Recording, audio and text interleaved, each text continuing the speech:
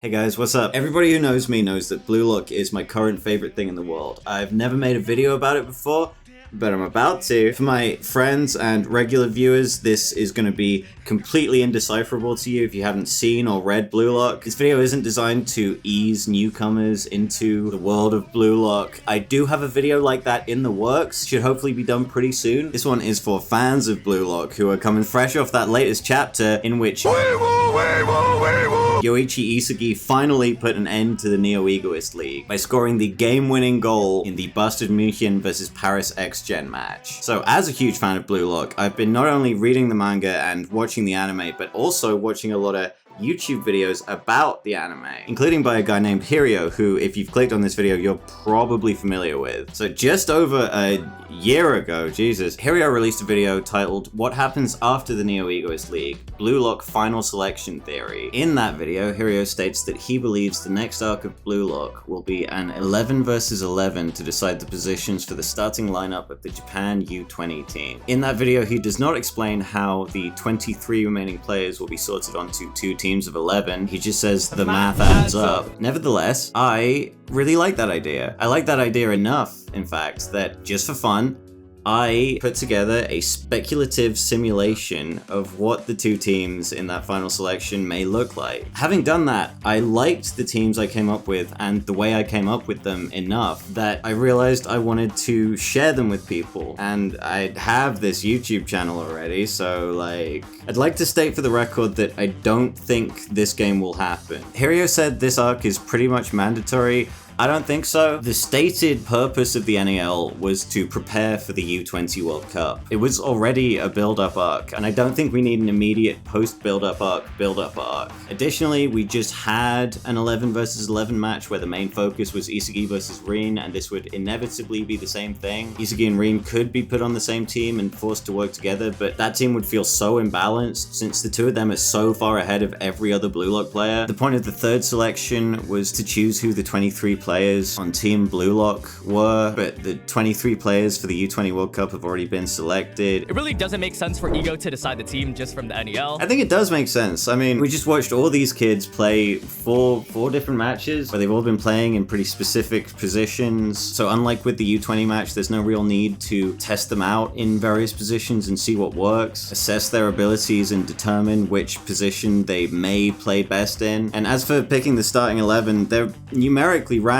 already. I think you just pick the top 11, right? No, you don't, you idiot. That would be a very stupid thing to do, because the people making bids have consistently underrated defenders and goalkeepers in comparison to the big fancy goal scorers. There are virtually no defensive players in the top 11. Building a team out of just the top 11 guys would be idiotic bullshit. Wouldn't you be pissed if you got the 8th highest salary and Ego was like, well, I think we'll try putting Iki Nico out there instead of you. No, I don't think so. Nico's a good player. You like Nico. Nico would be great to have on the starting 11 because he is a good defender. If we're only using the 11 quote-unquote best guys, we're stuck with a bunch of fucking chuds like Eita Otia who couldn't save a goal-scoring attempt to save his life. Yeah, whatever. Keep yapping. I think the top 11 guys are going to be the starting 11. No, they're not. I also think it's going to shift so much from match to match that the starting 11 in the first match isn't really that important on the grand scheme of things. I think it's going to change in just about every single match. Maybe there will be some significance placed on the initial starting lineup. Probably. I don't know if you noticed, these kids make a big fucking deal out of just about everything, but I don't think it's going to receive all that much narrative weight, you know what I mean? All of them are going to get to play. It's a World Cup, it's a lot of matches. Regardless, I think Hirio's idea is cool, so I still want to do it. As for the matter of numbers, the 21 Blue Lock contestants will be sorted onto two teams, and the two members of the original U20 team won't be involved. That's right, I said two. That's right, I said two. Gen Fukaku, get ready to learn Italian, buddy. But what about the 2 goalies rule? Okay, there is no 2 goalies rule. There's a 3 goalies rule in the real U20 World Cup, and everybody who's making Blue Lock videos is saying, well, maybe that rule doesn't exist in the Blue Lock universe. You know, they could change that rule. What I don't understand is, if they're changing the 3 goalies rule, why is everyone so sure that they have to change it to a 2 goalies rule? If they're changing the rule, why wouldn't they just get rid of it entirely? I do believe Gen Fukaku has had a salary consistently within the top 23 because they wanted to keep the option open of having 2 goalies. However, looking at the lineup of players who are still in contention for the top 23, I can't imagine them dropping one of those to have a fucking nothing guy like Gen Fukaku on the lineup, who's honestly, let's be real, never gonna play on the team. They're never gonna take Gagamaru out of the goal. Can you imagine a single game where Kaneshiro like, yeah, let's get Gagamaru on the bench. You stick the fucking boring guy in there. Nah, 1 goalie. So we've solved the issue of sorting 23 players onto 2 teams of 11 by cutting it down to 21 players to sort onto 2 teams of 11.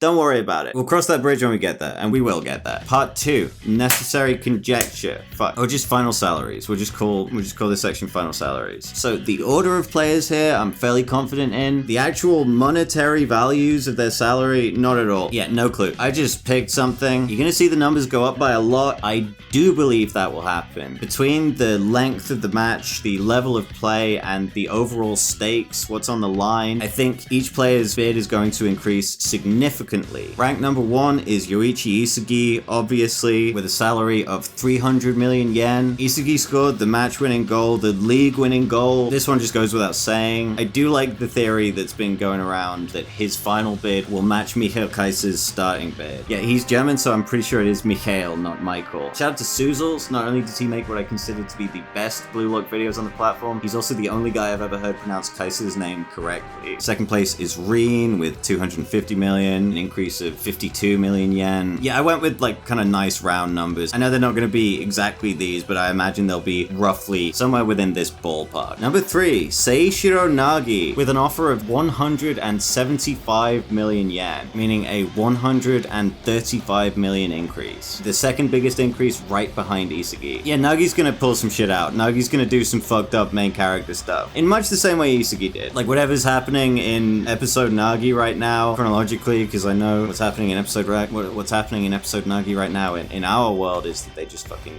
cleared the second selection. Nagi's doing fucked up weird kicks and stuff. He's doing something amazing. Nagi and Reo are gonna do something, probably. I don't know what, but Nagi's gonna score some goals. Nagi's gonna receive a significant bid. Number 4, Yusei Shido, 150 million, increase of 50 million. There's a theory going around that Shido won't play for the Japan team. He'll be playing for a different team in the Under-20 World Cup. I don't think so. We already did that. We already had him playing against the Blue Lock team in the Blue Lock versus U20 match. I don't find it that interesting to do the same thing again with the same character. People are saying, oh, he has like an unusual skin tone and hair color for a Japanese kid. Yeah, guess who else has an unusual hair color for a Japanese kid? They're fucking anime characters.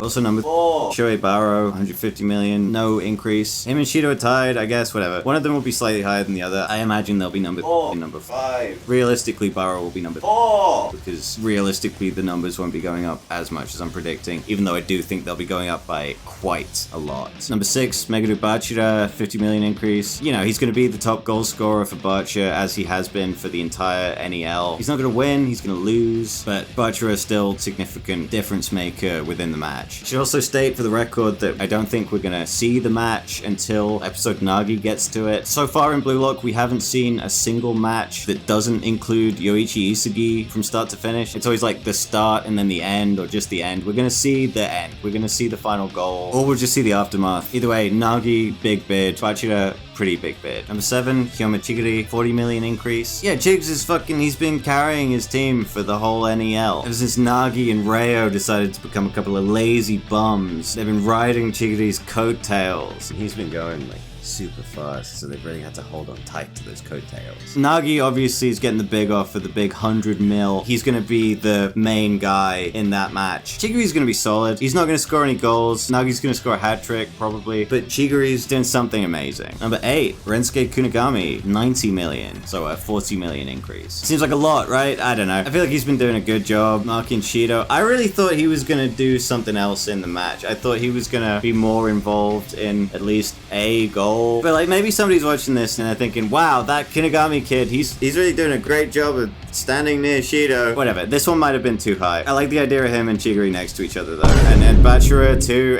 I like it. Number 9, Reo Mikage. 84 million yen. 50 million increase. A lot of people are saying Rayo's gonna get eliminated from Blue Lock here. I don't hate that idea. Not what I went with though. I like the idea of him and Nagi coming up with something together. It kind of gets them out of this hole. Yeah, they're gonna cook up something together. They're gonna figure shit out. I could see Rayo getting eliminated here. I would find that interesting, but that's not what I'm going with. Number 10, Gin Gagamaru, 72 million yen. 40 million increase as well. I didn't mean for so many of them to be 40. I came up with the final salary first, and then I went and looked at how much of an increase that would be. Probably should have looked at the increase first. Didn't actually occur to me to do that until now when I'm recording this script that I wrote about a month ago. I was just waiting until the end of the NAL to like record it. Yeah, I was only really looking at the final numbers. I didn't really think to look at the amount they were increasing by until like now. None of this is important. Number 11, Kenyu Yukimiya, 71 million yen, 35 million increase. So this is the top 11. This is who would be the starting lineup, I guess. Number 12, Tabito Karasu, 70 million, 35 million increase. Wow, so he's like doubled. Holy shit, I didn't even... Good for him. Number 13, Eita Otiya, 69 million, 27 increase. Guy sucks, fuck him. He is good though. It's insane to me that his bid was ever higher than Karasu's. I can't imagine it ending up higher. I don't want to imagine it ending up higher. It shouldn't. I do like the idea of those two ending up quite close together though. Yukimiya as well, it's like 71, 70, 69. It's cute. It's kind of cute. It's cute to me. Number 14, Oliver Aiku, 60 million, no movement. Also number 14, Yohiori, 60 million, 40 million increase. Number 16, Ranzai Kurana, 58 million, 24 increase. Number 17, Jubei Aryu, 45 million, no movement. Number 18, Iki Niko, 40 million, no movement. Number 19, Jingo Daiichi, 38 million yen, 20 million increase. Does that make any sense at all? I don't know. Doesn't matter. That's my guy. Number 20, Shuto Sendo, 37 million, no movement. Number 21, Zantetsu Tsurugi, 35 million, a 12 million increase. Yeah, like I buy that, right? Looking at the numbers other people have been racking up, and they probably won't be quite so high in the actual manga, but I mean Zantetsu's not getting eliminated here. I think Zantetsu's important enough to the manga that Zantetsu's not getting eliminated here. Not Zantetsu. Number 22, Aoshi Tokimitsu, 33 million yen, 10 million increase. The lowest increase on the list here. Do you remember the last time we saw a character get eliminated from Blue Lock? Some of you might be thinking, yeah, it's the second selection, it was Naruhaya. No, it wasn't. We thought it was Naruhaya, but as we know, every player eliminated during the second selection was placed into the wildcard bracket, which no big deal. After all, Naruhaya is the only player we saw get eliminated during the second selection. So who was it? I'll tell you who. Throughout the entirety of Blue Lock, we've only seen 2 named characters get eliminated from the Blue Lock program. Those characters are Keisuke Wanima, the younger Wanima twin, and Hibiki Okawa, the Mohawk guy. You didn't remember his name, did you? We didn't even really see those guys get eliminated. We were with Team Z when the elimination announcement happened. We only got to see their reactions after the fact. And so, I believe that when we do finally see a major character get eliminated from Blue Lock for the first time in the 7 years since the manga started, it's gonna be someone for whom it would be a little bit more impactful than fucking Tokimitsu. I know, Tokimitsu didn't do anything in the match. I don't think he's getting eliminated. Maybe he's been doing some like sick man marking just slightly off screen. Maybe he won't get a whole 10 million increase. He only needs another 5 million to knock Gen Fukaku out, which according to my format would guarantee him safety. Now, I don't think Tokimitsu's getting eliminated here. If Gen Fukaku's still in, Tokimitsu's toast. I think it is a strong possibility that Gen Fukaku is still in. I don't want him to be, but he might. I feel like it'd be a waste to lose Tokimitsu here too. Yeah, he's not much of a character. He's kind of one note. He's just been so out of focus that there wouldn't be as much punch to him getting eliminated as someone like Nanase. Like, I think if he was getting eliminated, we would have spent a little more time with him. Maybe got a little backstory, a couple of cute interactions. Whereas Whereas if he goes now, it'll be like, hi Tokimitsu, bye Tokimitsu. Tokimitsu's an action figure. There's a lot you can do with him. His playstyle's cool. You can slot him into kind of any match. Not that they did with the PXG match, but I digress. Kaneshiro wants us to give a shit about the eliminations because he wants us to give a shit about everything that happens in his story, but especially the eliminations, or else he wouldn't have written a Battle Royale manga to begin with. This is accomplished by making us care about the characters, so we don't want to see them leave. Unless it was meant to be shocking, which it wouldn't be, given that everyone thinks it's going to happen, it would be a total waste to eliminate our first major character, alongside Igaguri, without doing anything to make us give a shit about him in the year of preceding chapters he's been playing in. So Tokimitsu staying. Number 23, Jin Kiora, 20 million, increase of 20 million. I meant to say 30. Yeah, Jin Kiora is absolutely going to be player number 23. No doubt in my mind. His bit is surviving on the borderline. He's going to survive on the borderline. I was expecting him to do more in this match. He kicked the ball once. If you don't buy Isagi doubling his bid and matching Kaisa's initial bid, here's the strongest case for the bid increases in this game being a little meatier. I do think Kyora's going to stick around for a while. I do think Kaneshiro clearly has more he wants to do with the character. It'd be fucking weird in the Ubers match. Noah was like, Kiora, your time will come. And then Kiora subs into the Paris match, passes the ball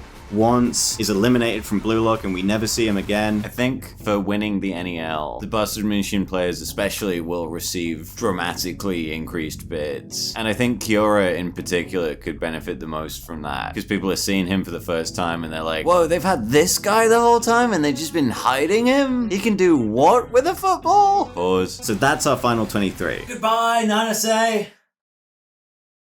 Bye-bye! Yeah, Nanase's going home. Kyora's definitely staying. Nanase's going home. It'll be very tragic. Isagi will have to fucking hug and say goodbye to one of his friends for the first time, along with Igaguri. We even get some extra drama. Maybe Nanase's kind of upset that Isagi effectively eliminated him from Blue Lock. I know some of you are asking, well, how did Zantetsu get an offer of 12 million? How did Tokimitsu get an offer of 10 million? And Nanase gets less than 3 million? The numbers aren't exact. I don't know. Nanase's fucked. If Gen Fukaku's staying, maybe Tokimitsu's going, maybe Zantetsu is going, maybe Nanase's staying. I don't think so. I think Nanase's fucked. And that's our top 23. Now, to explain the format, Isagi and Rin, as the top 2 ranked players, are the team captains. I'm not personally in love with the idea of doing 2 big Isagi versus Rin matches in a row, but I think it's fine. We could circumvent this issue by having Rin refuse to play against Isagi again, for whatever reason. Maybe he feels he needs to get better first, maybe, I don't know. There's plenty of reasons Kaneshiro could come up with for why Rin would remove himself from the match. But just for the sake of the match that I've concocted here, which I think is pretty good, we're gonna say Rin sticks around and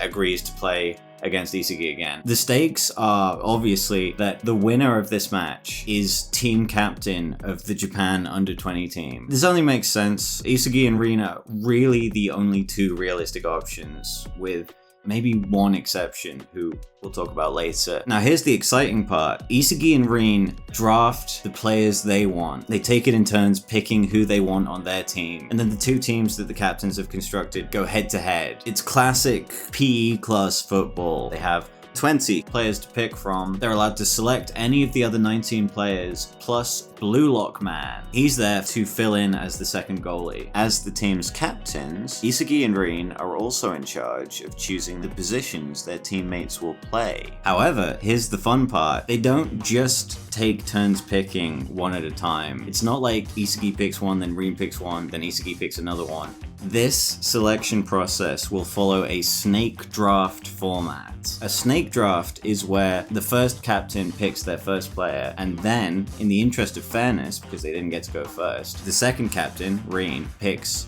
2 players. Then Isagi picks 2, then Rin picks 2, until there's only one left who joins Isagi's team. Obviously, this is unrealistic. Kaneshiro wouldn't complicate things unnecessarily like this, and I think in terms of the dramatic oomph that's kind of typical of shonen manga and extremely typical of Blue Lock, you know, the high stakes, the melodrama, the big 2-page spreads of a guy going, I pick this guy. A simple 1-1-1 format lends itself more easily to that. But This is my fanfiction, and in the simulations I ran, where they each take it in turns picking one player at a time, and I did a few. This draft isn't my first or second draft of the draft. I ran it from the top a few times to see what resulted in the most interesting teams and the most exciting match. And in all my simulations, I found that the snake draft was better. It's not gonna happen, the match is never gonna happen, the snake draft is especially never gonna happen, but I like it. It turned out really good, in my opinion. Now to put my money where my mouth is, the draft.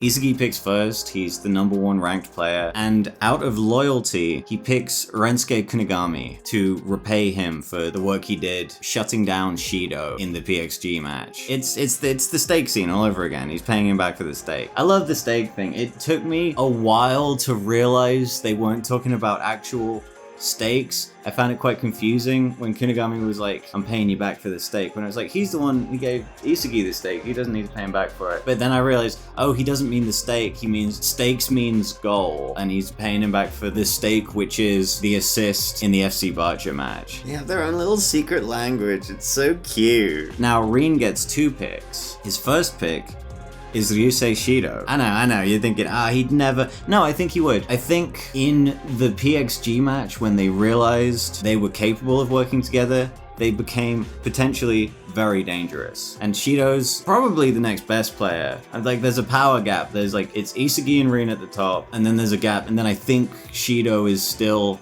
better than everybody else, with maybe one exception. That exception being Rin's second pick.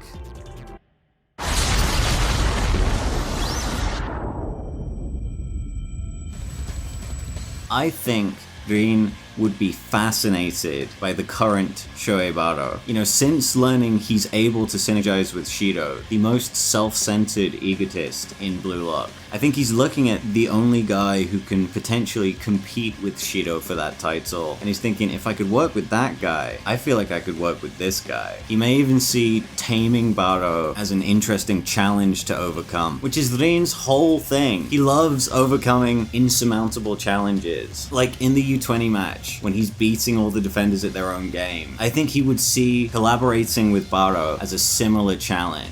Like, Baro's greatest strength is his independence and his individuality, and it's so easy for me to imagine Rin wanting to see if he can overcome that challenge the way he's overcome all these others. Now it's time for Isagi's next 2 picks. So having repaid the favor to Kunigami, Isagi's thinking tactics, and he knows he needs excellent players that he can synergize with. He opens his mouth to speak, but before he can say anything, a voice rings from the bench. I know what you're about to say. Don't pick me, says Seishiro Nagi. Nagi articulates that he refuses to play with Isagi until he's able to win a game against him. This is his new ego. He beat Isagi with the 5-shot revolver, but that didn't actually lead to him winning against Isagi, and so he set his sights higher. Some of you might be thinking that's boring, that Nagi's new ego is essentially a scaled up version of his old ego, and it would benefit him more as a player to redirect his ego away from Isagi, to separate himself from Isagi. But I think his character is so inexorably linked with Isagi, I think it's too early in the series for him to separate his ego from his. In summary, I think one of Nagi's central flaws as a character is the way he's centered his entire ego around Isagi, and it's too early in the story to see him overcome that flaw. As an aside, the particularly sharp-eyed and eagle-eared among you may have noticed that for the draft we're kind of working our way down the list of salaried players in order. I think that's the obvious thing to do, and I think that the most interesting thing to do is to do that until people start to notice that's what's happening and then disrupt it. And that's what happens here with Nagi. It's classic subversion of the audience's expectations. We make them think we're just gonna pick number 1, then number 2, then number 3, etc. And then we sweep the rug out from under you. As an aside to the aside, this aside made more sense initially when I first recorded it, because in the initial draft of this video, I had Baro and Shido joint 3rd and Nagi was 5th, and so aside from Kunigami, who was kind of an outlier pick anyway, they were literally getting picked in order of like 1st, 2nd, 3rd, 4th, and then I realized while editing, I think it makes more sense for Nagi to be 3rd. Like, I would go back and adjust the order of the rankings, but annoyingly, I can't convince myself Nagi wouldn't be 3rd below Rin. Like, I really do think he'll be 3rd, or maybe even 2nd. I just think that's the way the Manshine Bacha match is gonna go. I'm recording this on Thursday, March 6th, so I guess I'll find out soon. But yeah, this part of the video made more sense when it was the initial order that I went with. It still makes sense, but it made more sense. Anyway, Isagi says fine, and instead goes with one of his most reliable allies, the Red Panther, Hyoma Chigiri. It's been fucking forever since Isagi and Chigiri teamed together. They were on the same team for the first half of the U20 match, but they didn't really interact with each other. And I really like Isagi and Chigiri's interactions, especially when they're working together. I think as a playmaker, as a functional team captain, Isagi is great at making use of Chigiri's legs. I think he'd see Chigiri as a very valuable general in this match. And then, of course, for his 2nd pick of the round, 4th pick of the draft, Isagi picks Megadu Bachira. Of course he does. He'd always pick Bachira. He loves Bachira. Bachira's a little miffed. He's like, did you pick Chigiri first just to mess with me? Of course he did. Of course he did. So, the first 4 members of Team Isagi are the original Egoist 4, the main 4 guys from Team Z, reunited for the first time since the first selection. That's cool, right? Like, how cool is that? Rin says, fine. If you insist, have it your way, and picks Seishiro Nagi, which I know is wasting a pick because he's guaranteed to get Nagi, but you gotta think about it from like a theatrical point of view. Maybe a smart guy like Rin wouldn't realistically waste a pick like this, but just for the sake of the story, it's more exciting if we get the Nagi pick out of the way now. Especially since the current lineup for the match is now the Egoist 4 versus the greatest obstacles they've faced within Blue Lock. Rin, Baro, Nagi, and Shido are the most prominent, dangerous, and most significant antagonists to Isagi and his friends within the Blue Lock system. This 4v4 on its own, this is like a WrestleMania main event. This is the babyfaces versus the heels. This is good versus evil. We're definitely getting a 2-page spread of them staring each other down. And then, for his 2nd pick of the round, Rin picks Yo Hiyori. Isagi is shocked. He's just lost probably his most valuable ally. Yeah, this is where we start to mix things up a bit. Rin's playing smart. He's seen the utility that Hiyori could offer him, but he's also seen the utility that Hiyori could offer Isagi, and he's snatched it away from him. So Isagi's kind of rattled. He doesn't want to allow this to happen again. And so in a rush, he picks Ranzei Corona, which is a good pick. It's a smart pick. Isagi's kind of panicking, but he realizes it would be disastrous for him if he lost both Corona and Hiyori, the guys he's had the best, most powerful synergies with in Blue Lock. And so, in a moment of weakness, he decides to play it safe. And then, after picking Corona, he takes a minute to calm down, and then Yoichi Isagi, the adaptability genius, does what he always does. He learns from his enemy. Isagi thinks, what would Rin do to cause the most damage in this situation? And then Isagi picks Reo Mikage. In one fell swoop, by snatching Reo away from Nagi, Isagi has locked off the chemical reactions of the most dangerous duo in Blue Lock.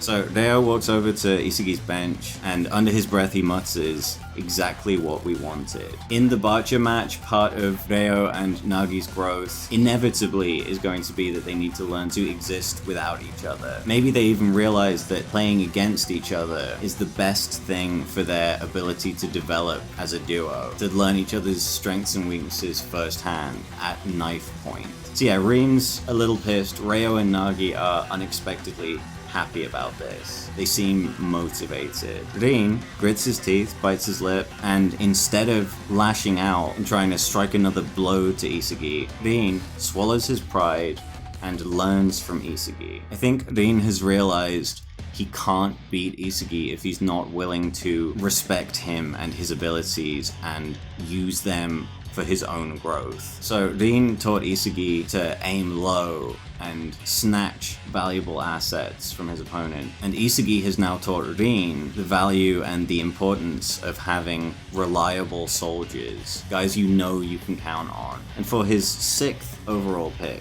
Rin picks Aoshi Tokimitsu. Rin was able to use Tokimitsu to great effect in the second selection, and then to even greater effect in the NEL. Probably. We haven't really seen Tokimitsu do anything. I am fucking positive he's been off screen doing stuff. If they were going to eliminate him here, they would have had one of the characters remark on the fact that Tokimitsu's not doing anything. They would have foreshadowed the risk he was under to create tension and to create stakes. The fact that he's just been not doing anything and just been off screen the whole time, they're not going to suddenly go like, oh, he's underperforming. Sorry, Tokimitsu. If he was getting eliminated, it would have been in some way built up, and it hasn't been at all. Tokimitsu hasn't expressed any anxiety. He's the anxiety guy. And he hasn't expressed any anxiety about the threat of being eliminated. Not once. It's not gonna happen. Okay, that's enough. I gotta stop talking about Tokimitsu. I don't think he's getting eliminated though. I think I convinced myself. And then, for his 2nd pick of the round, 7th overall, Rin picks Jubei Aryu, another guy he knows he can use to devastating effect. The unit known as the Top 3 has been reunited. I know. Tokimitsu's the bitch of the pitch. Aryu hasn't really been a threat for a while. Aryu really hasn't been anything for a while. But you have to admit, the Top 3 as a collective has aura. Seeing those 3 guys back together again for the first time since June 17th, 2020, it's gonna hit like crack. And so, looking once again at the overall match lineup, not only does Isugi's team have to face off against their greatest rivals, they now also have to deal with the top 3, a team that was presented collectively as near unbeatable during the second selection. Rin just picked a duo he knows he has powerful synergy with, and I think Isugi, in kind, would realize he needs more powerful synergies. And so his 7th pick is Tabito Karasu, and his 8th pick is Eita Otia. We've never really seen Isugi play with these guys. I think Isugi and Karasu could have good interactions. They're probably the 2 most prominent playmakers in Blue Lock. Rin was debatably the team captain of PXG, but he doesn't really direct others. Baro, kind of the same story. He just tells people like, do what I want, do what I say. He's not a very good captain. Like, if it works, it works. But him using all of his teammates to strengthen his own power on the pitch is not really the same as what Isugi and Karasu do. So having the 2 of them on the same team, and neither of them on Rin's team, I think lends them a significant advantage. Like, they're both great strategists, they're both great directors, but if they could strategize together, you know, come up with plays collaboratively, and work on and improve each other's plays, I think they could be a real threat during this match. And during the U20 World Cup, I think Isugi and Karasu's interactions will grow a lot more significant. Or at least I think that would be cool. I think there's real room there for something exciting. Otia's there because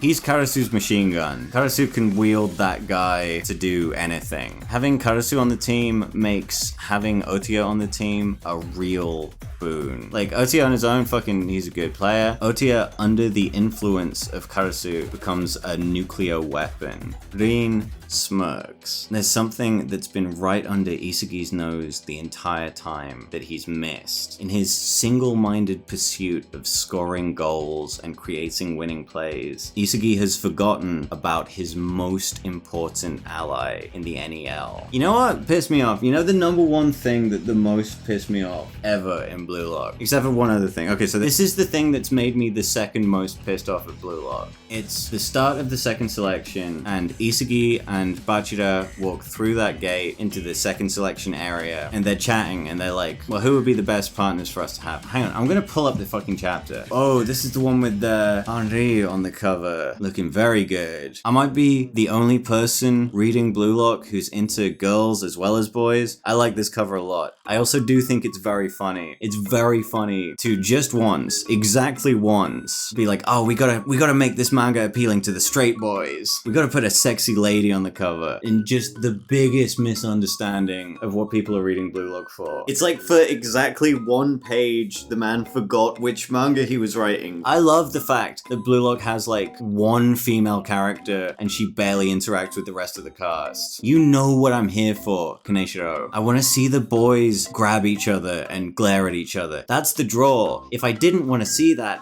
I wouldn't be reading Blue Lock. Nevertheless, thank you for the misguided but sweet Thierry Henry fan service cover. I like it, even if I'm the only one. Oh my god, they were playing against Blue Lock Man for 2 chapters. So Isagi sees Bachira, they team up, of course they do, and Bachira asks, who should our third member be? And Isagi says, if I think about who I'd want on my side, it's Kunigami or Chigiri, I guess. And this, in a way that's almost kind of beautiful, demonstrates the flaw in Isagi's partner picking process. Because here in the second selection, and now here in my hypothetical pre-U20 selection, all he's been able to think about is scoring goals. Rin picks Gin Gagamaru. Isagi's team wouldn't have advanced through the first selection if it wasn't for Gin Gagamaru. Gagamaru's shot attempts and defensive plays were the key difference maker in Team Z's success in the first selection. And as soon as they advance to the second selection, Isagi forgets Gagamaru exists. It's Kunigami or Chigiri, I guess. Gagamaru is not mentioned until the end of the second selection when they see him again. Isagi doesn't even think about him. Not once. And I think this underappreciation could carry on to the pre-U20 selection. When Isagi's been thinking about his closest allies, his most valuable allies, he's been thinking about the guys who've been helping him score goals. He hasn't been thinking about the guy who saved his team from total defeat a countless number of times. But Rin has. Rin's the one who's been making shot attempts against Gagamaru and having his shots deflected in a way no other goalie has ever accomplished. So Rin picks Gagamaru. Rin picks the best goalkeeper in Blue Lock. And what's exciting about this is that Gagamaru is one of only 2 guys who've been around since the first selection that Isagi's never played against. Gagamaru's always been on Isagi's side, which makes him failing to recognize that hit even harder. Almost everybody's character arc in Blue Lock kind of revolves around Isagi. Anytime anyone gets any major character development, it has something to do with Isagi. And so I think it tracks that Gagamaru, a guy who's outside of the second selection, always been in close proximity to Isagi. When he does get some character development, it likely will in some way relate to Isagi. And I think it makes sense for it to stem from the fact that he's been quietly enabling Isagi to score goals and win matches since the start of the manga, and Isagi's never given him the appreciation that he deserves. So that's Rin's first pick, and when he opens his mouth to name his second, someone on the bench stands up and starts yelling. Jingo Raichi screams, Rin, pick me! You'd better pick me! Isagi, don't you dare overlook me! Rin, pick me and I will destroy him! Rin says, fine. Show me what you can do.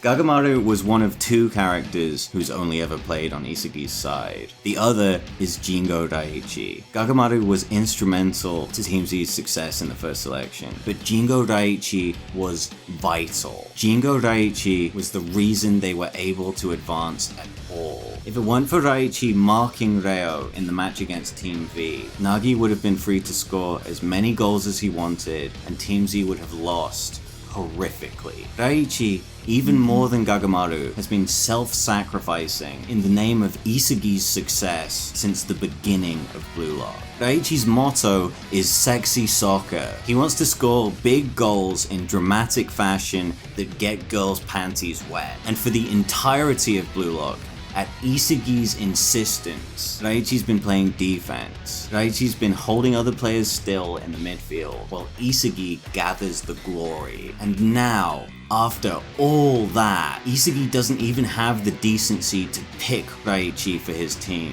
Isagi knows how good Raichi is. He knows how instrumental Raichi's been in every one of his major victories, and he won't even acknowledge that by picking him for his team. And now, Isagi's gonna suffer the consequences of his actions. And so if we assume, as usual, that Isagi's team are the good guys, the heroes, they're who we're meant to be rooting for, we have Jingo Raichi in an antagonistic role for the very first time. Which is cool to me because, having reread the first selection pretty recently, Raichi's kind of set up as Isagi's rival. He's initially the main guy who challenges Isagi, which is interesting because, you know, it's a battle royale story. In theory, all these kids are playing against each other. They're all enemies. But Raichi in the first selection is the only guy in Team Z other than Kuon who seems to take that kind of seriously. He's the guy who steps up to Isagi and is kind of combative with him. And then ever since then, he's been a very loyal teammate. He's been very willing to work with Isagi and do as Isagi says. Arguably more than anyone. I don't think Isagi's directed more plays toward anyone other than Raichi. And to be specific, plays that Raichi doesn't like. Plays that Raichi doesn't want to do, but he does them anyway for the sake of his team. And so now seeing that loyalty and that utility as a player turned against Isagi for the first time entirely as a result of Isagi's own mistake, his own hubris in not picking Raichi. That's super fucking cool. Anyway, now it's Isagi's turn to pick. Isagi's kind of racked with guilt because Rin's right, he should have valued Kagamaru more, and Raichi's right. Isagi's been taking him for granted the entire time they've been in Blue Lock together. And so he picks Kenya Yukimiya. And I will be the first to admit, it's weird that it took so long for Yukimiya to get picked. In the NEL final bid list I came up with, he's ranked higher than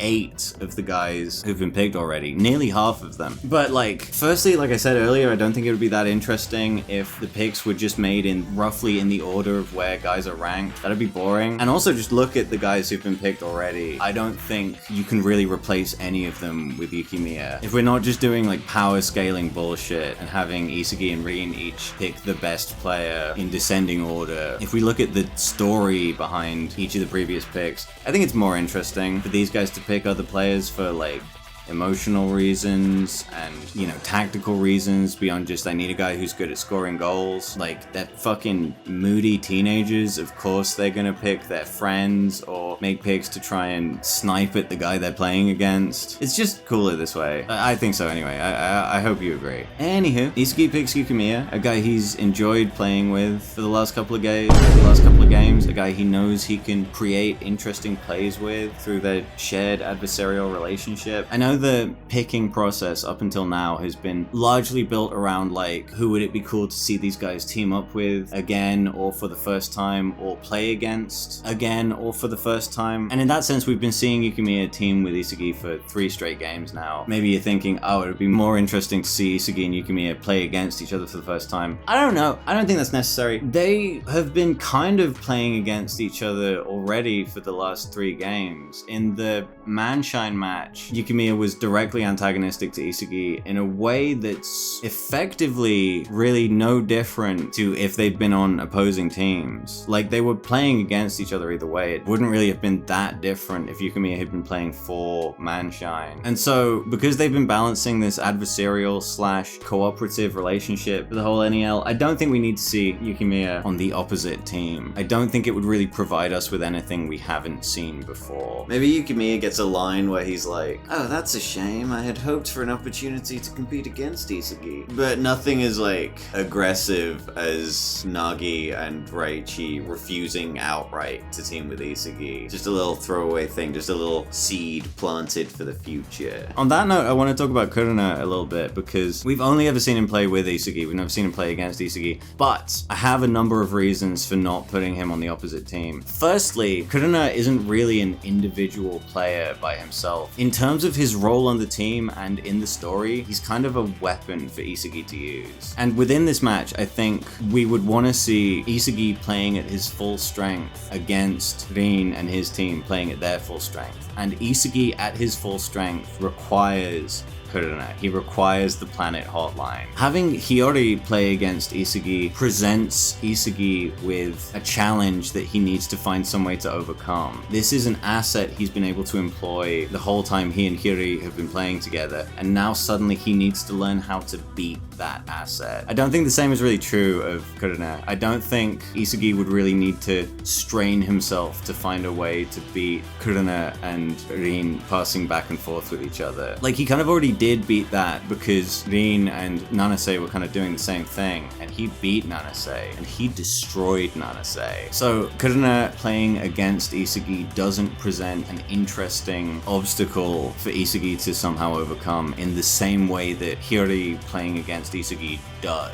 And thirdly, Kuruna hasn't really gotten any character development yet. We really don't know anything about him. And so you may be thinking, well, Isugi and Kuruna playing together isn't very interesting. That's just going to be Isugi and Kuruna doing the same stuff they've been doing for the last 3 games. My response to that would be, firstly, you wouldn't complain about Isugi using Metavision or Isugi using his direct shot or his off-the-ball movement. And I really view Kuruna as kind of the same thing. I view Planet Hotline as just another one of the tools in Isugi's toolkit that he wouldn't be playing to the best of his ability without. Like, I really don't think of Kuruna as a complete player. I think of him as a tool at Isugi's disposal. But this match would be a really good time to finally get some character development for Kuruna, like some kind of backstory or something, and that could lead to him evolving and developing some new play as a product of Planet Hotline, you know, spinning off from Planet Hotline. And he could do that on the other team. He could learn from playing against Isugi, but I find it more interesting if we're put in a familiar position of Kuruna serving as Isugi's pet, and then we launch off from that, and Kuruna's ego blossoms and flowers into a whole new thing. It's like Digivolution. We got stage 1 Planet Hotline, and then you expose Kuruna to the flashback stone or the character development tag or whatever, and then it digivolves into a brand new thing. And you can't do that if you don't have Planet Hotline to begin with. Back to the matter at hand. Isugi has one more pick. Isugi picks Iki Nico. Isugi realizes his team doesn't have any defenders, which is a big problem. He's a big dick for not picking any of the defensive players who've been enabling his victories for the whole NEL and the whole first selection and the whole of Blue Lock. And he's like, shit, fuck, we need a defender. Nico, I pick you. I think this would be interesting. I actually think this team up is really good. Isugi and Nico have never teamed together. Isugi and Nico combining their metavision and increasing the range of their ability to scope out the field. I think that'd be fucking cool. Also, just on a personal note, Isugi and Nico seem to kind of like each other. Isugi definitely likes Nico. He's very friendly with him in all their interactions, even when they're playing against each other in the Ubers match. And Nico seems to kind of look up to Isugi in a way. He's very grateful to him for inciting the real flashpoint of Nico's development as a player. I think it'd be nice to see them playing together as friends. And I know what some of you may be thinking. Some of you may be thinking, well, we're getting a lot of interesting Isugi link-ups and team-ups in this match. With him and Reo, him and Karasu, him and Nico. Why are we wasting all of these in the build-up match to the World Cup when we got a whole World Cup coming up? And what I'd say to that is, firstly, I don't think we're necessarily wasting them. We're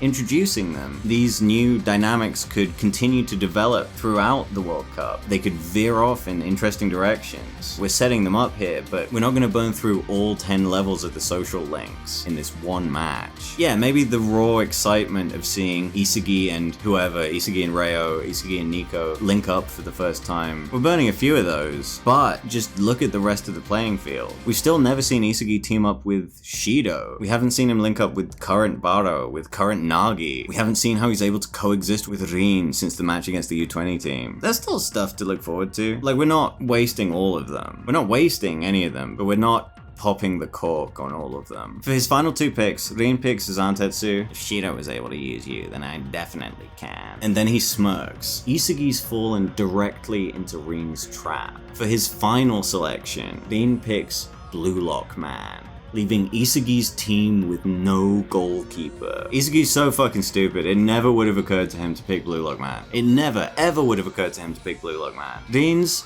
maybe a little fucking stupid. If this was his plan the whole time to poach both goalies, maybe he should have done it sooner. Maybe they should have been like his first 2 picks. But from a character writing perspective, I don't think this is a plot hole. Dean is very arrogant. I think he'd kind of cruise along with this plan under the safe assumption that Isagi wouldn't see what he was going for. And he's like, I'm such a genius. Isagi will never see this coming. And then didn't bother to execute it because he felt so comfortable in that assumption. And Rin has a very low opinion of Isagi. He respects him as a player, but he like hates him. He thinks he sucks. He thinks he's so stupid. He knows he's good at football, but when it comes to anything outside of football, such as for instance, picking teams, I think Rin would just scoff at the thought of Isagi seeing through one of his plans. And as we know from Rin's very first game in the story, one of Rin's most dangerous weapons is his ability to make predictions. He's a fucking fortune teller, not like the other guy. He's like a real future seer. I think he'd be able to make the prediction that Isagi wouldn't pick either of the goalies, not just because of his own arrogance, not just because of his low opinion of Isagi, but like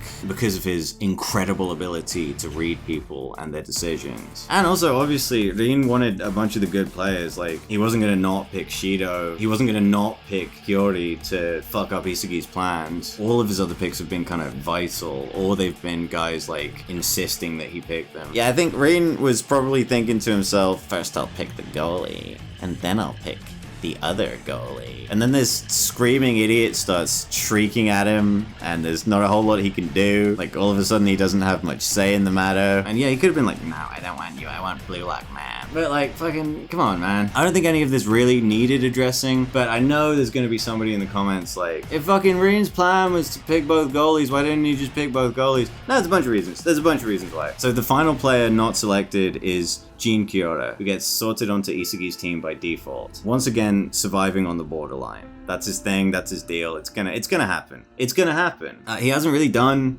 anything yet in the story, so I don't think it really matters whether he's playing with Isagi or against Isagi. Like, he hasn't got any development yet, so I don't think his development particularly benefits from being on either side. Maybe he gets some development in this match, that'd be cool. I don't think so. I actually think he doesn't. I actually think he kind of continues to slide under the radar. I think Jin Kyora is going to continue to be the in-match Hajime Nishioka for a while. He's going to be the guy who's barely there, who doesn't really do anything, but then eventually, unlike Nishioka, Kyora's going to have a burst of character development in like one of the last matches in the series, and it's going to be really cool. Kyora's really fucking cool. Everything about him is so cool. I love that he's directly antagonistic as a means of gauging people, but he doesn't actually hold grudges. Like, he doesn't actually get angry and form negative opinions of people. He's actually a very understanding person, but he picks fights with people just as a way of getting to know them. That's a really interesting character trait. And his weapon is cool. I thought Kaneshiro was going to run out of interesting, unique weapons to give to people. I thought he was really going to be scraping the bottom of the barrel by this point in the series. But then in episode Nagi, just a couple of months ago, he comes out with the guy whose ability is grounded kicks. And he can do so much shit with that. Kyora's like secretly one of my favorite characters in the series. And he hasn't even done anything yet. And that kind of just makes him cooler. I like that he's like this shadowy figure who's always kind of in the background.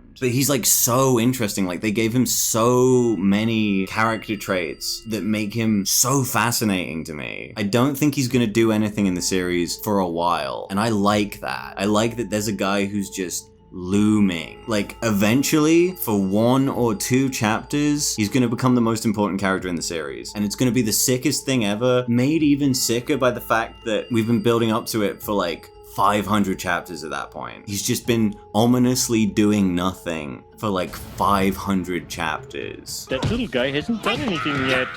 Look at him. He's gonna do something, and you know it's gonna be good. Now let's go over the positions. And as I'm sure you've noticed, one clearly stands out above the rest in terms of immediate importance. Isagi's team doesn't have a goalie, and they need one. So let's look at a couple of options. Nico is one who immediately stands out, but when you look at the attributes that specifically made Gagamaru a great goalie, Nico kind of lacks all of them, Gagamaru is very tall, Nico's very small. Gagamaru is kind of freakishly athletic, and Nico's not especially athletic, and when compared to the other 20 guys in the match, is not very athletic at all. And all of this could be manageable, except you have to look at the thing that made Gagamaru not just a qualified goalie, the thing that made Gagamaru a great goalie, which were his reflexes. Nico, from what we've seen, is not a very reflexive player. He's very good at strategizing, he's very good at planning ahead, but when it comes to spur of the moment reactions, we haven't really seen anything like that out of him. That's kind of the opposite of the thing he's really, really good at. Reo would be a good option. He's a good match for Gagamaru in terms of height and athletic ability, but he's such a skilled all-rounder, it almost seems like kind of a waste to stow him away in the goal. Karasu, same story. And the more time I spend looking over Isugi's team, the more one clear favorite stands out to me. The goalkeeper for Team Yoichi Isugi is Yoichi Isugi. I think, in terms of abilities, Isugi is uniquely equipped for this role. He moves incredibly fast, he's capable of picking up on things that no other player can, and from the goal he has a unique vantage point from which he's able to assess the entire rest of the pitch, which would boost his already impressive metavision abilities to whole new heights. But aside from that, I really like this option because, like I kept saying earlier, this match is Isugi and his friends against Isugi's most powerful rivals all at once. And so seeing him up at the front of the pitch trying to make plays and score points would be cool, would be fun, nothing wrong with it, but I just find it so much more exciting to see Isugi placed in the new position of having to defend himself against direct attacks from Rin, Baro, Nagi, and Shido. Like, all of a sudden they're competing against him in a brand new, even more literal sense. They're kicking balls directly at him, and he has to be the one to stop them from scoring goals. Plus, this is just another feather in Isugi's cap. This is just further proof that he can play in any position. We've seen him play striker, we've seen him play midfielder, we've seen him play defender. Never in as many words, but, you know, we have eyes, we know that's what he was doing. And sticking him in the goal for a bit would just be further proof that he's the best overall player in Blue Lock, regardless of position. So, just this once, just for this one match, Isugi's going in the goal. And hey, like, let's not bullshit ourselves. It's a training arc, and classically in anime, training arcs will feature characters being put in positions they never ordinarily would be in order for them to develop new skills they would otherwise never be able to. So just this once, just for this one match, we're sticking Isugi in the goal, and then whatever new skills he develops there, which he'd never be able to develop in any other position on the field, he can bring those skills with him back to the front of the pitch for the U20 World Cup. As for the rest of the positions, we'll go down the team in order, and we'll do Isugi's team first, because I think the way that it would play out in the manga is Rin's team goes off and they pick their positions in, you know, in secret. Isugi's not privy to the selection process, and then after he's picked all the positions for all of his guys, they come back and we see all of theirs all at once. We find out at the same time Isugi does. So, first pick, Kunigami. He's a pretty good defensive midfielder. He's pretty good at marking strikers, but I don't think Isugi would be enough of a dick to be like, okay, you did such a great job marking Shido last time, do it again. I think as thanks to Kunigami for the selfless work he did in the PXG match, Isugi's gonna tell him, go ahead buddy, you've earned it, you're a striker. So Kunigami is the core offensive player on the team. He is what Rin was during the Japan U20 match. And in the Japan U20 match, Negadu Bachira was the left winger and Hyoma Chiguri was the right winger. Something I heard suggested somewhere, not sure where, probably an Aero Assassin video, is that for the U20 World Cup, they switch, which made perfect sense to me. Bachira can kind of do anything from anywhere. You stick him on whichever side, stick him wherever. He's gonna dribble real good, doesn't make a difference. But Chiguri clearly excels on the left side. You know, in order to best utilize his 44 Panther snipe, it really benefits him to be on the left. So, we're gonna swap him. Bachira, right winger, Chiguri, left winger. Danze Kurana, offensive midfielder. No reason to fuck with a good thing. Deo Mikage, center midfielder. The guy who can do anything, anywhere. Just put him in a position where he can move up, move down, move left, move right. He's like Pac-Man. Plus, we know he's really good at passing the ball. He can kind of play Hiyori here. He can pass it up to Kunigami, Chigiri, Bachira. He can use those defensive techniques he copied from the U20 Iron Wall. It makes sense. Tabito Karasu, defensive midfielder. I kind of see him as Isagi's middleman. I think Isagi kind of communicates plays through Karasu. I mean, it's a manga, so like you can just yell whatever to anybody and it takes like a fraction of a second and they'll always hear and understand exactly what he's trying to say. But I think Karasu near the middle of the pitch is kind of a vice captain. I think that makes sense. I mean, that's what he was doing in the Japan U20 match anyway, and he was good at it. So why fuck it up? Otsuya, wing forward. He's good at one thing. I don't think now is the time to start testing Otsuya out in new positions. I don't think there's ever going to be a time to try testing Otsuya out in new positions. I don't think Otsuya is ever going to be anything but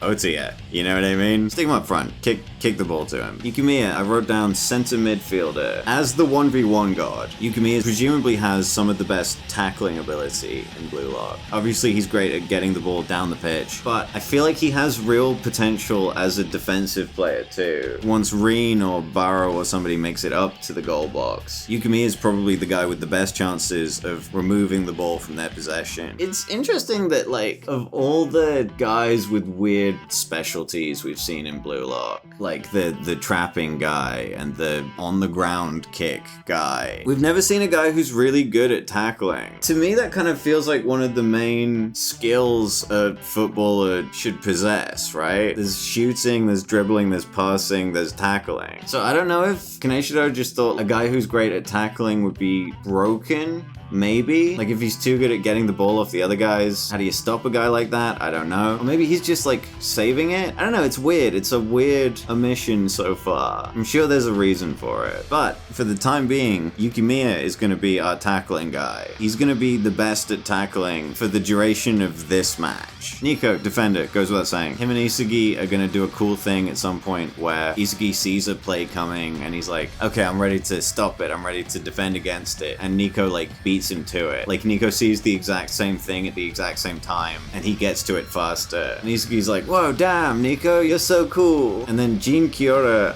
right here it says side back. I guess that's the position he plays according to the Blue Lock wiki. I'm gonna come clean. I'm gonna be honest about something.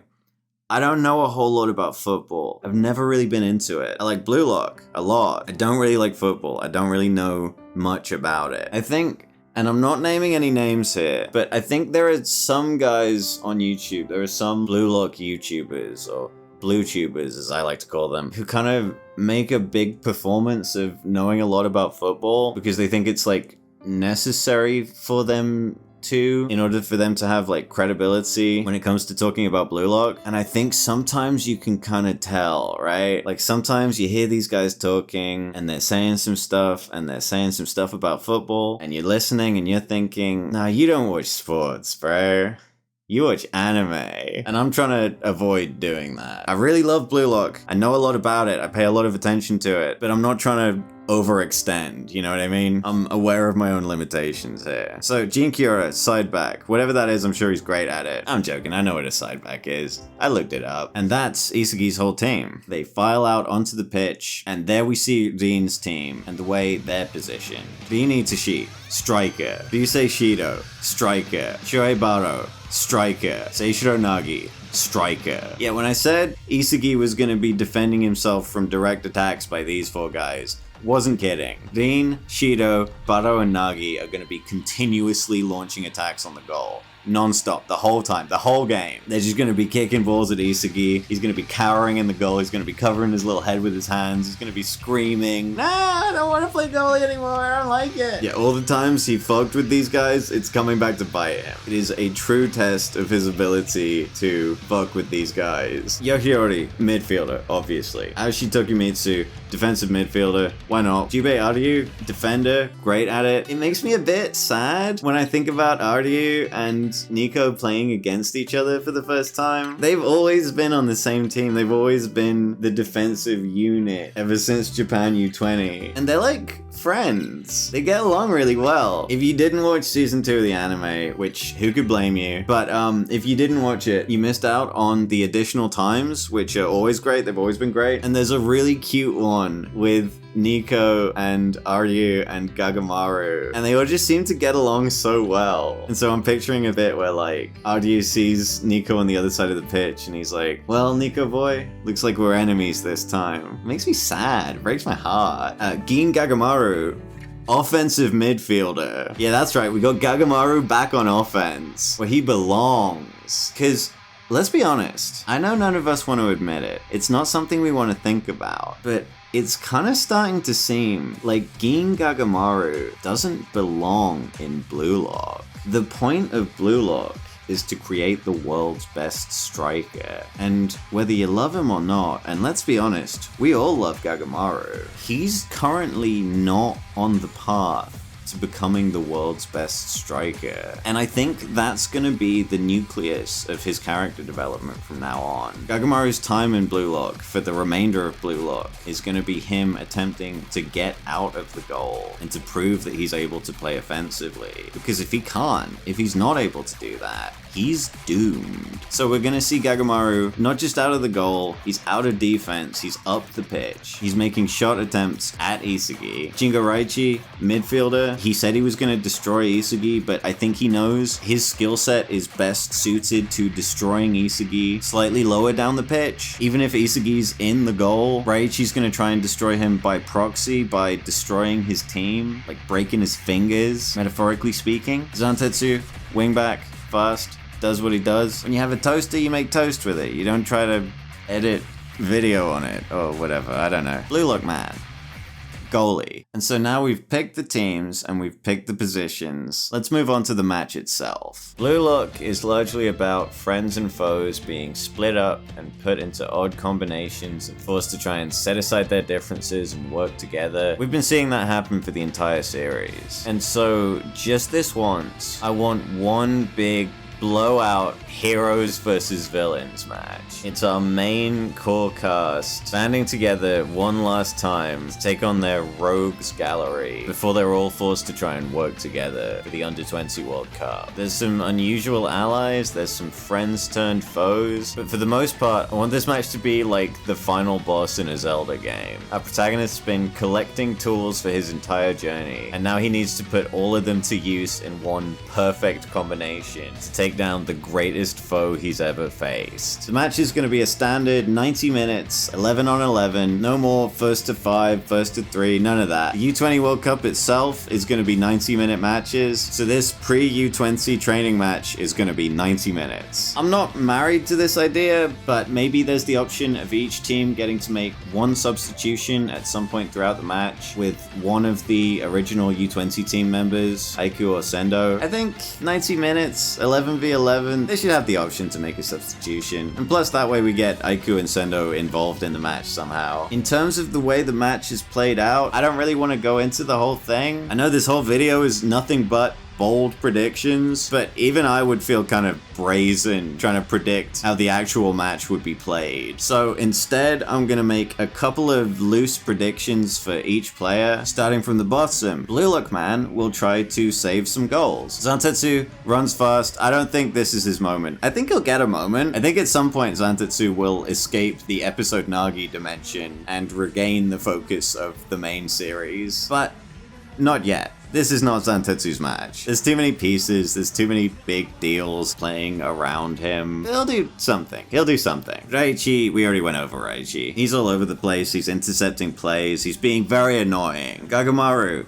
continuous shot attempts. Continuously trying to prove himself as a striker and not a goalie. Aryu, same as usual. Tokimitsu, come on. Not Tokimitsu's match. I'm sure he's very grateful to be here at all. I think Hiyori is going to be a real threat in this match. I think Hiyori is going to be a real threat in this match. Isagi, for the first time, is going to have to think of some way to deal with Hiyori's passes. It's not so much fun when you're on the other side, is it, Isagi? Isagi, we love him, don't we, folks? This is my last little aside I'm recording after having recorded most of the video. I think it's very interesting how Isagi is the one who spurred on, the one who induced Hiyori's awakening, which he never would have had if it weren't for Isagi's involvement. In much the same way, Daiichi never would have tried playing defense and marking people if it weren't for Isagi's instruction. As we learned in the most recent arc of the manga, Isagi's true, most powerful weapon is his ability to create awakenings in other people. And I think it would be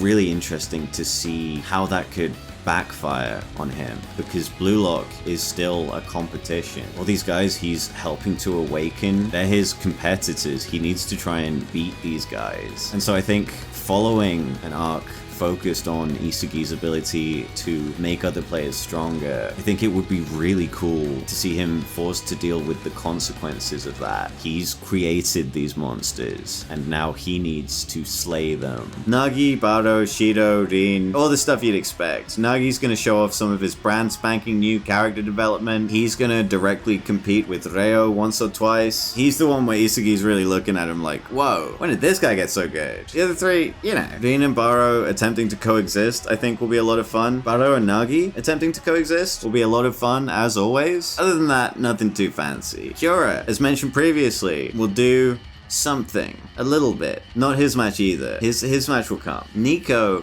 I'm gonna come back to, because I really like what I came up with for Nico. Yukimiya gets to explore his talents as a not striker, as a different kind of guy. Otia. What could you possibly expect Otia to do? Karasu is gonna find out he really likes Yoichi Isagi, and they're gonna become very good friends. Reo is gonna do all kinds of shit. He's gonna copy everybody. A lot of copying. A lot of trying to stop Nagi from scoring, but he's kind of smiling and winking the whole time. He's like, hey, Nagi, you better try and get past me here. You're not gonna be able to get past me this time. And each time Nagi's gonna do it, and he's gonna be like, yes, yeah, he's even better now. He's secretly dick riding Nagi, as always. But the way he's doing that this time is by getting in the way of Nagi's goal attempts and whatnot, and pushing Nagi to find new ways to get past him. Kurina obviously will not be employing the planet hotline with Isagi this time. But here's a little idea for you. Kurina and Bachira passing the ball back and forth. Bachira is a pretty good passer. Bachira is a really good dribbler. Kurina getting to do his stuff that he does with a guy who's even better,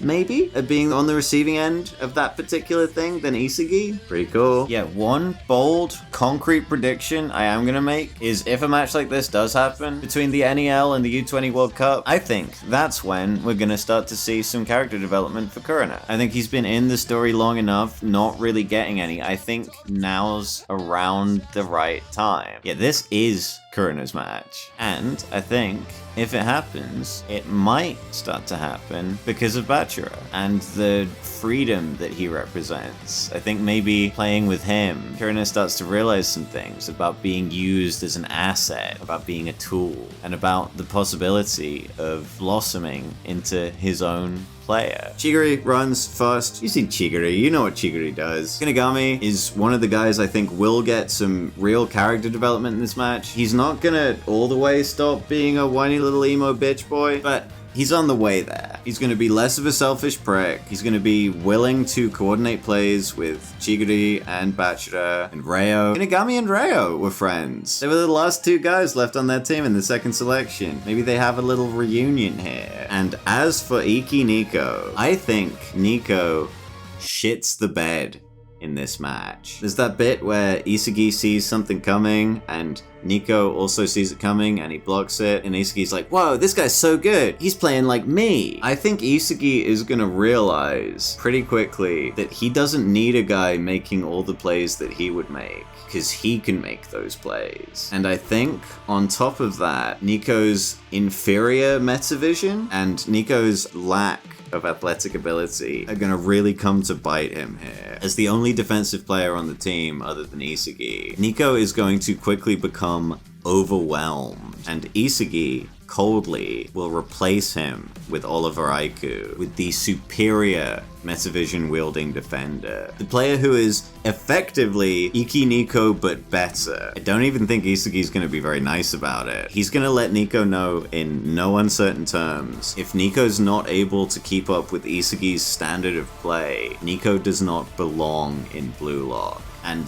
this is the impetus for Nico's real character development. I don't think Nico as a player is gaining anything from being all buddy-buddy with Isagi. I don't think being Isagi's friend is going to push him to the next level. I think the thing that's going to push Nico as a player is spite. I think Nico is going to be furious at Isagi for this decision, and that's gonna push him to really push his limits in the U20 World Cup. So Aiku comes onto the field, does a much better job than Nico immediately. The other team probably subs on Sendo at some point. I don't know who they replace, probably Tokimitsu. Sendo does one cool thing and then completely disappears from focus for the rest of the match. It's Blue Lock, you know how it goes. And that brings us to Yoichi Isagi.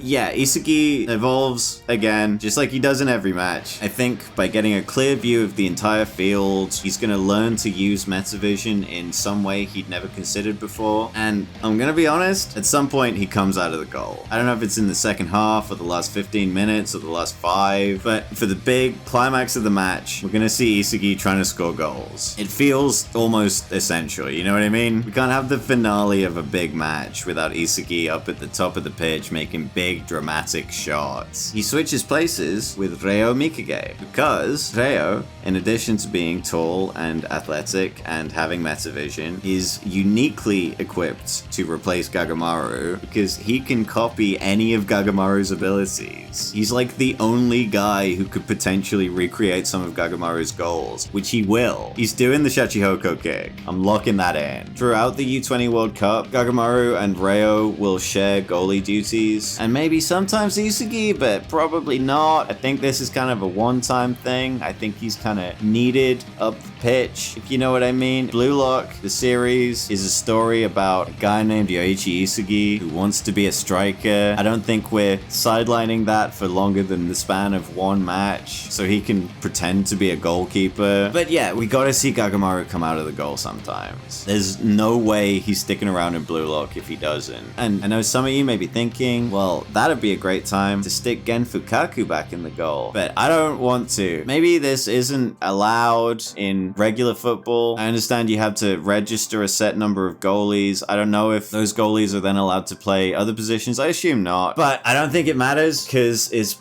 Blue Lock. Like I said before, Kaneshiro clearly not sticking to the 3 goalie rule, so he's changed it to something else. I don't know why he'd change it to the 2 goalie rule, given the option to just remove it entirely. And I think the registered goalie stuff is much the same situation. Having 1 fixed goalie or 2 fixed goalies or whatever who aren't allowed to play anywhere else on the pitch wouldn't make the story more interesting, so I don't understand why Kaneshiro would include it. You know, he doesn't have to, because he doesn't have to put anything in his story, and so why would he? Before Isagi leaves the goal though, I have one final prediction. Fuck me. I think at some point he's gonna see a shot coming with such precision that he sticks one hand out directly in front of him and catches it in a manner identical to the signature move of Inazuma 11's main character, Endo Mamoru. We know Kaneshiro loves Inazuma 11 enough that he took the main villain of that series and just stuck him in Blue Lock. And so if we're ever in a situation where Isagi is the goalkeeper and the team captain, there's no way Kaneshiro is going to be able to resist having him do the Hand of God. So that's everyone. And one final prediction. I think this match ends in a draw. Yeah, first one since Team Z versus the fucking Wanama brothers. I don't want Isagi to beat Rin again, or it just feels like he's thrashing him. I don't want Rin to beat Isagi so soon, or it feels like there's no momentum in their rivalry. If they're just constantly seesawing back and forth, then there's no sense of either of them securely pulling ahead of the other at any point, and I just find that so boring. I think Isagi and Rin should be continuously one-upping each other, but I also feel like once one of them's ahead, it should take a real shift for the other to be able to regain the lead. So if the match ends in a draw and they're both losers, who's the team captain for the Under-20 World Cup? I'll tell you who. I said there was one more option, didn't I? Japan's Under-20 team captain. Is Japan's Under-20 team captain Oliver Aiku? Do you remember when I said the number 2 most thing that pissed me off in Blue Lock was when Isagi didn't even consider Gagamaru or Daichi for his team in the second selection? I'm gonna tell you when the number 1 most pissed off I was. It's chapter 212 of Blue Lock. Busted München versus Ubers. Isagi's dribbling towards the goal, and he runs directly between Iki Nico and Oliver Aiku. They don't even move to stop him. More than any savage one-liner, more than Isagi drinking Nico's tears, more than Kaiser telling Ness he should quit football, this is the most disrespectful moment in Blue Lock. The disrespect shown to Oliver Aiku on the part of Maneki Kaneshiro. This is the most disrespectful shit in the history of Blue Lock. I was furious for the entire Ubers match. The best defender we've seen in the entire series, aside from maybe Don Lorenzo, but I don't want to talk about Don Lorenzo, getting deer in the headlights by Yoichi Isagi. And here's where we make that right. Here is where Oliver Aiku finally gets the respect he deserves. It's the year of Aiku, baby. And I think that's everything. I would love to see a match like this happen. It would be the first and genuinely might be the only chance we ever get to see a match where every single player involved is a character of importance to the story. Like, it's the 23 most important characters, players at least, in Blue Lock, and we've never seen all of them play in a game all at once. And it would be so cool. Maybe Kaneshiro is gonna save this for like the end of the story, but I would just love it so much if just this once we got to see a match where all the main characters are involved and all the characters in the match are major characters. You know, characters who matter, characters we care about. No filler, all killer. Getting introduced to a bunch of new teams and new players in a whole series of matches is cool, but I like these players, man, and it would be so exciting to just see them all play against each other. I don't know, man. It'd be cool. I'd like to thank Hirio. Clearly something about this idea he had really grabbed me. I had a ton of fun making this video, and I never would have made it if it wasn't for him making his. So, yeah, thank you. I'd also like to thank Maneki Kaneshiro and Kota Sanomiya, who I haven't mentioned once in this video because the video's been all about Blue Lock's writing and not about its art, even though the art is great too. I'd like to thank them for writing Blue Lock, which I love. And if I didn't love it so much, I wouldn't be watching videos about it, and I fucking certainly wouldn't be making them. But most of all, I'd like to thank you for sticking with me to the end. If you enjoyed this video, please stick around. I got a bunch more ideas for Blue Lock videos. If you have any ideas for how you think a match like this would go, let me know in the comments. I would sincerely love to hear them. And thanks for watching. I'll see you around.